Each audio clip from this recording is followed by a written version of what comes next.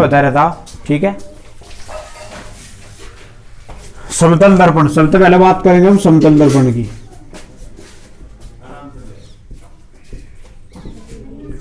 समतल दर्पण में क्या हो, ये क्या करेगा, एक कांच का टुकड़ा ले लेगा, ठीक है। ये कांच का टुकड़ा ले लिया और कांच के टुकड़े पे क्या करेगा, फिर कांच का टुकड़ा लेके उसके एक और क्या कर देगा, चांदी का लेप लगा देगा उस पे।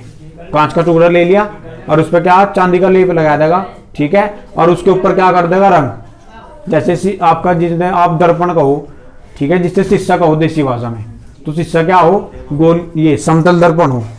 शीशा क्या हो, समतल दर्पण। उसमें आपने पिछली तरफ देखा होगा पॉलिश हो ही रहा है, और उसके नीचे जब उन्हें खुरचोगे ना, पॉलिश ने खुरचोगे तो चांदी का हल्का सा लेप मिलेगा। तो क्या करेगा वो शीशा, एक नॉर्मल शीशा हो, जिसका शीशा देखे आपने पैर पैर हो जाए उसमें, वो वाला जो ग्लासेस लगे रहे पैर पैर जिनमें प्रकाश गुजर हो जाए, ऐसा ही शीशा ले लिया वो, ठीक है। दर्पण ले लेगा, तो दर्पण लेने के बाद क्या करेगा, ठीक है, या कांच लेने के बाद कांच ले लेगा वो। कांच लेने के बाद क्या करेगा, उस पर जो है पहले तो क्या करेगा, चांदी का लेप करेगा। उसके बाद चांदी का लेप करने के बाद रंग फेर देगा, उस पर रंग कर देगा, कलर, ठीक है भाई। और वो क्या बन जाएगा, समतल दर्पण बन जाएगा, शीशा बन जाएगा, जो आप देसी भाषा में शीशा यूज करो। और समतल दर्पण में क्या होगा देखो, ठीक है, इसका प्रतिबिंब, प्रतिबिंब किसे कहें, जहां दो परावर्तित किरणें मिले हैं उसे बोल रहा है प्रतिबिंब। किसे बोल रहा है भाई, प्रतिबिंब, जहां दो परावर्तित किरणें मिले हैं, ठीक है। जैसे हमें बनाया, ये समतल दर्पण है भाई, समतल दर्पण इस टाइप का हो, समझ गए भाई, समतल दर्पण कैसा हो, इस टाइप का। तो समतल दर्पण में क्या होगा, जितनी दूर वस्तु आप रखोगे उसका प्रतिबिंब उतनी ही दूरी पर बनेगा, ये बात ध्यान रखनी। समतल दर्पण में क्या है, जितनी दूर वस्तु दर्पण के सामने रखी रहेगी उतनी दूर क्या बनेगा, प्रतिबिंब बनेगा वस्तु का जो है, ठीक है। तो हमें क्या करा, ये वस्तु रखी थी, इस पे से एक किरण गुजार दी, ये किरण यहाँ टकराई जाएगा दर्पण से, वो टकराने के बाद क्या होगी, वापस लौट गई उसी मार्ग पे, ठीक है। एक किरण ऐसे आई और टकराने के बाद ये कहाँ टकराई, दर्पण के ध्रुव पे, पी पे टकराई, और दर्पण के ध्रुव पे टकराने के बाद उतने के एंगल पे ही निकल जाएगी, ठीक है भाई, कोण आई बनाते हुए और कोण आर बनाते हुए। तो ये दो किरणें, एक तो ये वाली किरण जो आई थी ये भी लौट गई इधर, और ये वाली ऐसे आई थी ये ऐसे लौट गई। तो इन दोनों को हमें पीछे बढ़ा लिया, कहाँ बढ़ा लिया, पीछे। पीछे बढ़ाने पे यहाँ मिले, तो यहाँ क्या बनेगा, प्रतिबिंब बनेगा। जहाँ दो परावर्तित किरणें मिलेंगी वहां क्या बनेगा, प्रतिबिंब बनेगा। तो ये प्रतिबिंब आप देख रहे कैसा है, इसके बराबर है, ठीक है, और सीधा है भाई, यू भी सीधा है, यू भी सीधा, ठीक है। तो प्रतिबिंब हमेशा समतल दर्पण में कैसे बना है, आभासी बनेंगे, सीधा बनेगा, ठीक है भाई। तो आभासी और सीधा बनेगा, ये ध्यान रखियो। छोटी इसमें अगर शॉर्ट ट्रिक में याद रखना तो आसी कर दियो कि समतल दर्पण में आसी प्रतिबिंब बने, आसी, आ से आभासी हो जाएगा और सी से क्या हो जाएगा, सीधा।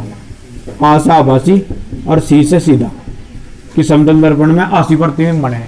और कैसा बनेगा भाई, वस्तु के बराबर बनेगा, ये ध्यान रखियो। किसके, वस्तु के, जितनी वस्तु का आकार होगा वही आकार जो है किसका होगा, समतल दर्पण में बड़े प्रतिबिंब का आकार होगा, ठीक है। अब बात कर रहे थे हम पार्श्व परावर्तित, पार्श्व परावर्तन, ठीक है। पार्श्व परावर्तित हो जाए, इसमें जो समतल दर्पण है उसमें क्या हो जाए, पार्श्व परावर्तित हो जाए। कहने का मतलब ये है, आपका बायां हाथ तो क्या बन जाएगा, दायां बन जाएगा। जब आप समतल दर्पण यानी कि शीशे में अपना इमेज देखोगे शीशे में, तो आपका जो क्या है भाई, बताओ, आपका जो बायां हाथ है वो तो क्या बन जाए, दायां हाथ बन जाए, और जो दायां हाथ है वो क्या बन जाए, बायां हाथ बन जाए, ठीक है। तो उसमें पार्श्व परावर्तित हो, लेफ्ट का राइट बन जाए, ठीक है, लेफ्ट का क्या बन जाए, राइट, और राइट का बन जाए लेफ्ट। ये पार्श्व परावर्तित की घटना है।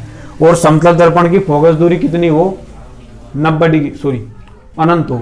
समतल दर्पण की फोकस दूरी क्या हो, अनंत, ठीक है भाई। अब हमें ले लिया, देखो इसके बाद हम बात कर रहे थे दर्पण के बारे में। दर्पण, एक तो दर्पण पढ़ लिया आपने, समतल दर्पण, ठीक है। अब दूसरा दर्पण होगा गोलीय दर्पण।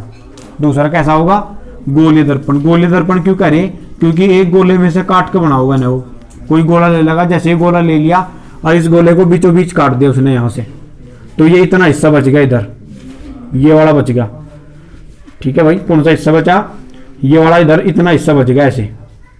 और इस हिस्से पे बाहरली तरफ क्या करेगा, वो पॉलिश कर देगा। तो बाहरली तरफ जिस हिस्से पे, और जिसकी परावर्तक पृष्ठ, ये परावर्तक पृष्ठ कहलावा है भाई, यहाँ से लेकर जहां तक उनने काटा ना, यहाँ से लेकर यहाँ तक क्या कहलावा है, ये परावर्तक पृष्ठ हो, यहां से लेकर यहां तक क्या हो ये परावर्तक पृष्ठ। तो इस पे परावर्तक पृष्ठ पे बाहर की ओर क्या कर दी, पॉलिश कर दी। परावर्तक पृष्ठ पे क्या कर दी, बाहर की ओर पॉलिश कर दी। तो क्या बन गए, अवतल दर्पण बनेगा। क्या बन गया भाई, अवतल दर्पण। और एक जो सा ऐसे काटा था इधरली तरफ तय, तो कैसा बनेगा, ऐसे बनेगा। थोड़ा जो इधर तक काट रखा हो कैसे बनेगा, ऐसे। इसमें अंदर की ओर पॉलिश करेगा। उत्तल दर्पण है तो इसमें कहां पॉलिश करेगा, अंदर की ओर। और अवतल दर्पण में क्या हो, बाहर की ओर पॉलिश। ठीक है भाई। अब देखो आगे इसमें हम इसके कुछ मेन पॉइंट है जो अवतल दर्पण के भी पढ़ने और उत्तल दर्पण के पढ़ने। सबसे पहले इसका क्या पढ़ेंगे हम, ध्रुव पढ़ेंगे कि दर्पण का ध्रुव क्या हो। तो देखो जो आपकी परावर्तक पृष्ठ है, परावर्तक पृष्ठ पता किसे बोल रहे हैं, जो ये यहां से लेकर यहां तक है, ये पूरी ये यहां से लेकर यहां तक, इसे बोल रहे हैं परावर्तक पृष्ठ। और देसी भाषा में अगर मैं बताऊं तो परावर्तक पृष्ठ क्या हो, जिस पे प्रकाश की किरणें आकर टकराऊंगी। भाई प्रकाश की किरणें आऊंगी लगी तो टकरा सके में, इस तक पर थोड़े टकरा जाएगी। यहाँ तो इसका भाग है ही नहीं, जो दर्पण आपने लिया ये तो यंत्र की है, बस यंत्र की सीमित है, इस तक पर तो टकराने की नहीं में। तो क्या हो जाएंगे, यहाँ तक टकराऊंगी बस। तो प्रकाश किरणें जिस सतह से आकर टकरावे ना उसे बोलना है परावर्तक पृष्ठ। दर्पण की जिस सतह से ये प्रकाश की किरणें आकर टकराऊंगी तो उसे क्या बोल लेंगे, परावर्तक पृष्ठ बोल लेंगे। और परावर्तक पृष्ठ का ये जो परावर्तक पृष्ठ है इसका केंद्रीय बिंदु या केंद्रीय बिंदु ना कहते हैं मध्य बिंदु। परावर्तक पृष्ठ का केंद्रीय बिंदु या फिर परावर्तक पृष्ठ का मध्य बिंदु क्या कहलावा है, दर्पण का ध्रुव कहलावा। दर्पण के लिए क्या बन जाएगा, यू ध्रुव बन जाएगा। क्या, परावर्तक पृष्ठ का मध्य बिंदु या केंद्रीय बिंदु। अब आ जाओ परावर्तक पृष्ठ। ठीक है, अब इसकी बात कर लेंगे वक्रता केंद्र की बात। वक्रता केंद्र को कैसे दर्शावे हम, कैपिटल सी से। वक्रता केंद्र क्या हो, देखो यदि हम क्या करें, वक्रता केंद्र में कैसे लोगे, यदि इस जिस गोले में तो काटा था हमने, यदि उस गोले को पूरा कर दें हम, भाई ये जो काट रखा दर्पण बनाए रखा हमें, अवतल दर्पण जो बनाए रखा वो गोले में तो काट के तो बनाया। यहाँ देखा था हमें तो गोले में तो काट दिया था, इधरला हिस्सा तो अलग हो गया था, वो तो क्या बन गया था, बाहर की ओर पॉलिश करके उस पर अवतल बन गया था। इधरला हिस्सा अलग हो गया था, इस पर अंदर की ओर पॉलिश कर दी थी, उत्तल बन गया था। तो यदि ये जो अवतल दर्पण था इसके सर्किल को पूरा कर दें हम, तो इसका केंद्र होगा भाई सी। उसका केंद्र क्या होगा, सी, क्योंकि सी पे तो ही काटे थे हमें, बीचों बीच सी पे तो काट दिए थे ऐसे। तो उसका केंद्र क्या होगा, सी। तो हम क्या कहेंगे कि ये जो दर्पण था ये जिस गोले में था आपने काट कर बनाया, जो भी गोला हो रहा जिसमें तक काट का आपने बनाया, तो उस गोले का जो केंद्र था वो अब क्या बन गया, दर्पण में दर्पण का वक्रता केंद्र बन गया। भाई जो गोले का केंद्र था वहां से वो क्या बन गया बजा, दर्पण का वक्रता केंद्र बन गया। ठीक है, ऐसे ही वहां पे क्या भाई, वक्रता त्रिज्या। क्या भाई, वक्रता त्रिज्या। अब यहाँ पे केंद्र है इसका, और केंद्र से ये परिधि है एक तरीके से, तो परिधि तक की दूरी कितनी हो, आर नहीं होती। इस आर ने हम कैपिटल आर से दर्शा देंगे। यहाँ भाई किसी भी वृत्त है या गोला है, ये वृत्त ही मान लो थोड़ी देर के लिए, ये वृत्त का केंद्र है, और केंद्र से परिधि तक की दूरी क्या हो, त्रिज्या उसकी। तो या तो गोले की तो है या त्रिज्या, लेकिन जैसे ही दर्पण में आ जाओगे तो यही गोले की त्रिज्या दर्पण की क्या बन जाएगी, वक्रता त्रिज्या बन जाएगी। दर्पण की क्या बन जाएगी, वक्रता त्रिज्या। अब एस में फोकस, एफ से है फोकस बिंदु। तो फोकस बिंदु क्या होगा, प्रकाश किरणें जो भी आऊंगी ना इस पे आके जो पड़ेंगी। ठीक है, ये जो आपका अवतल दर्पण है इस पे आएगा, जब प्रकाश की किरणें पड़ेंगी तो वे किसी एक बिंदु तो होते हुए निकलेंगी। मुख्य अक्ष के समांतर आऊंगी किरणें, और कहां से, किसी एक बिंदु से होते हुए निकलती रहेंगी। कहां कैसे आऊंगी भाई, मुख्य अक्ष के समांतर आऊंगी, और कहां से, किसी एक बिंदु से निकलती रहेंगी। और उस एक बिंदु ने क्या कहेंगे, फोकस बिंदु।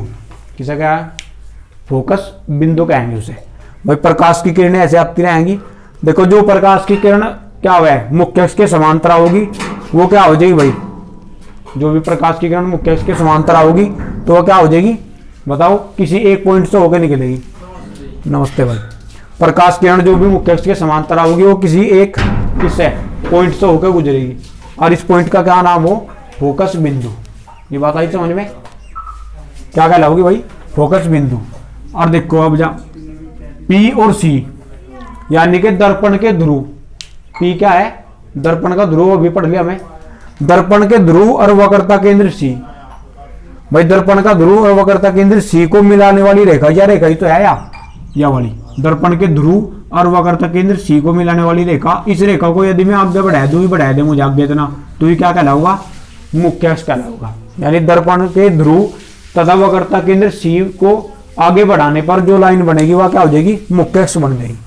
अब एक पॉइंट हो रहेगा बस, फोकस दूरी। फोकस दूरी क्या हो, वक्रता सॉरी ये फोकस बिंदु, ये क्या है, फोकस बिंदु। फोकस बिंदु से ये दर्पण के ध्रुव तक की दूरी है, इतनी दूरी, यह क्या कहलावा है, फोकस दूरी अब कहलाओगी। दर्पण के ध्रुव से मुख्य फोकस बिंदु तक की दूरी, दर्पण के ध्रुव से कहां तक भाई, दर्पण के ध्रुव से और मुख्य फोकस बिंदु तक के बीच की दूरी, ये भी कह सकूं कि दर्पण के ध्रुव और फोकस के बीच की दूरी क्या कहलाओगी, दर्पण का क्या कहलाओगी, फोकस दूरी कहलाओगी। ठीक है, तो ये वाला था, जितना ही रखो उसमें।